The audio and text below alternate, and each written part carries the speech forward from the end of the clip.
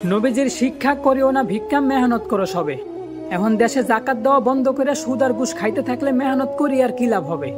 একদিকে জাকাত নেওয়ার কারণে কিছু মানুষ প্রয়োজনের চাইতেও বেশি অর্থ উপার্জন করায় তাদের মাঝে লোভ কাজ করে, আর এই লোভ থেকেই মানুষের বড় পাপ হয়।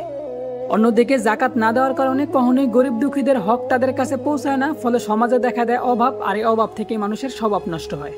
তো বলি, সুদ ঘুষের এই লক্ষ কোটি টাকা দিয়ে বড় বাড়ি বানায় কি লাভ, যদি নিজের শেষ ঠিকানা 3.5 হাতে একটা মাটির ঘরেই হয়।